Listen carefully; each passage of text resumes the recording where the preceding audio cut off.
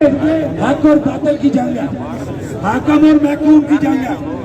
ہم نے کبھی آج بھی بحیثیت ادارہ ہم پاک فوج کو برا نہیں کہیں گے، یہ بات ذہن میں رکھیں۔ ہم بحیثیت ادارہ پاک فوج کو کبھی برا نہیں کہہ سکتے، لیکن اس کے اندر اگر کوئی گندی مچھلی موجود ہے بریگیڈیئر فائر کی طرح، ہم اس کا ذکر ضرور کریں گے۔ یہ نہیں ہو سکتا کہ وہ پوری پاک فوج کو ڈیمیج کریں۔ السلام علیکم ناظرین کرام، آپ کو مکمل ویڈیو دکھاتے ہیں۔ 9 جون کا لانگ مارچ پورے کشمیر میں شروع، پورا کشمیر سڑکوں پر نکل آیا۔ اتنی بڑی تعداد میں عوام فلک شگاف نعرے لگانے لگی۔ دوسری طرف آپ دیکھ سکتے ہیں کہ کس طرح اسٹریٹ فائر کیے جا رہے ہیں اور عوام پتھروں کی بارش کر رہی ہے۔ اس وقت پورا کشمیر سڑکوں پر ہے اور ایک ہی ڈیمانڈ کر رہا ہے کہ ہمارے جو حق ہے وہ ہمیں دیا جائے، ہمارے مطالبات جائز ہیں، کوئی ناجائز مطالبہ ہم حکومت کے سامنے نہیں رکھ رہے۔ اس کے باوجود حکومت ہمارے معاملے کو سیریس کیوں نہیں لے رہی؟ اگر اسی طرح چلتا رہا تو یہ کبھی برداشت نہیں کیا جائے گا۔ ناظرین کرام، آپ کو یاد ہوگا کہ گزشتہ احتجاج میں جب کشمیر کمیٹی کے ساتھ پاکستان کے وزراء نے ملاقات کی اور اس میں کہا گیا تھا کہ آپ کی ساری ڈیمانڈ کو مان لیا جائے گا، خاص طور پر جو 12 نشستوں کا معاملہ ہے، جو مہاجروں کی 12 نشستیں ہیں ان کو ختم کر دیا جائے گا، لیکن وہ ابھی تک ختم نہیں ہو سکی، جس کی وجہ سے پورا کشمیر یہی ڈیمانڈ کر رہا ہے کہ ہم اس وقت تک خاموش نہیں رہیں گے جب تک وہ 12 نشستوں کو ختم کر کے جو ہمارا چارٹر آف ڈیمانڈ تھا، جس کا وعدہ ہمارے ساتھ کیا گیا تھا، وہ اگر وعدہ پورا نہ کیا گیا تو ہم کسی صورت پیچھے نہیں ہٹیں گے۔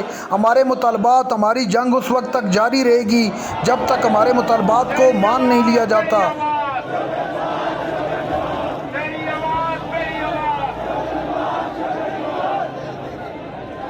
آپ دیکھ سکتے ہیں کہ جگہ جگہ پر عوام باہر روڈوں پر نکل کر اپنا احتجاج ریکارڈ کروا رہی ہے۔ راولہ کوٹ، مظفر آباد، پٹیاں اور دیگر علاقوں میں عوام بڑی تعداد میں نہ صرف باہر نکل رہی ہے بلکہ اپنے مطالبات کے واضح نعرے لگاتے دکھائی دیتی ہے۔ ان کا ایک ہی ڈیمانڈ ہے کہ کشمیر کے ساتھ جو وعدہ کیا گیا تھا وہ وعدہ پورا کیا جائے، اس کے بغیر ہم کسی صورت نہیں مانیں گے۔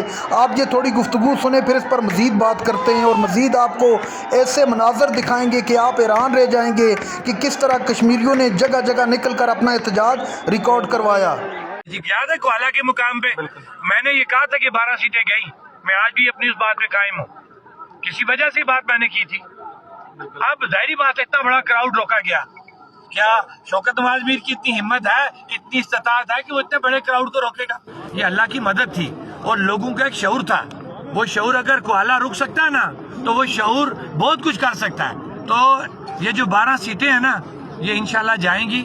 ان کے اوپر نہ پہلے کمپرومائز کیا گیا تھا نہ اب کمپرومائز ہے۔ جو کمیٹی بنی تھی، سنیں، کمیٹی یہ بنی تھی کہ ہم نے ثابت کرنا ہے کہ ان 12 سیٹوں کا مسئلہ کشمیر کے ساتھ تعلق نہیں ہے، جو ہم ثابت کر چکے ہیں۔ اور ان حکمرانوں نے، ان اداروں نے، ان نوسر بازوں نے یہ ثابت کرنا ہے کہ ان 12 سیٹوں کا تعلق مسئلہ کشمیر کے ساتھ ہے۔ دیکھیں، میں کلیئر بات کروں گا، مسئلہ بنا کب؟ 1947، یہی بات ہے کہ جب اس دھرتی کو 2 حصوں میں تقسیم ہونا پڑا اور یہ دھرتی زیر انتظام پاکستان اور اس کا حصہ زیر انتظام ہندوستان ہوا۔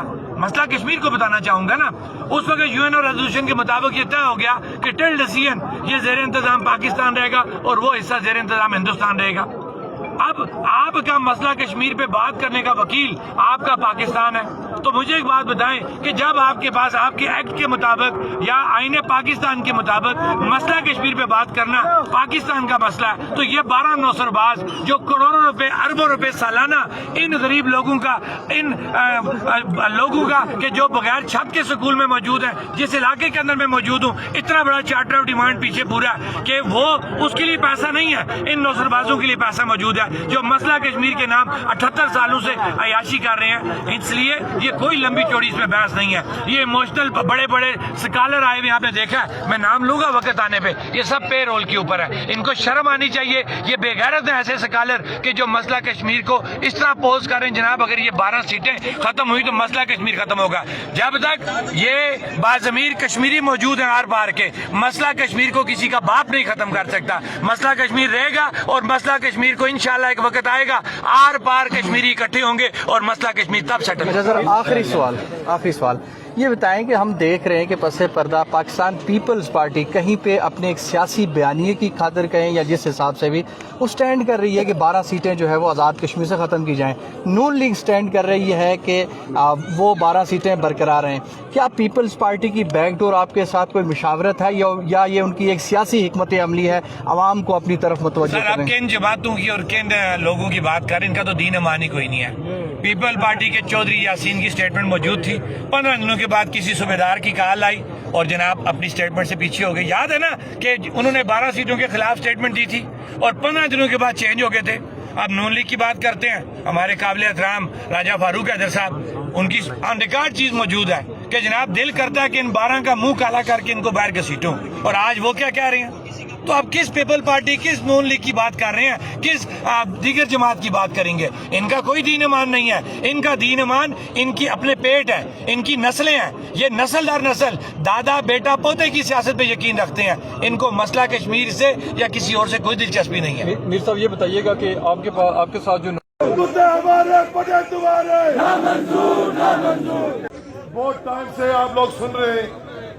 صرف یہ گزارش کروں گا کہ سب سے پہلے تو وزیر دفاع جو ہندوستان کا ہے اس کی ناسوی بوترا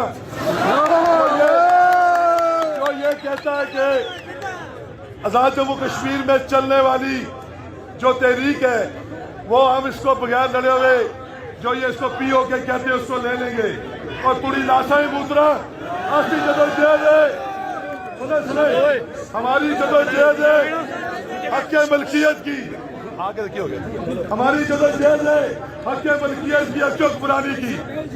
اگر کوئی یہ سوچتا ہے دراصل کچھ چند ڈنگر چند بغیرت جن کے پاس کوئی دلیل نہیں ہے وہ کہتے ہیں جی کہ یہ را فنڈڈ ہے، ان کو ہندوستان چلا رہا ہے.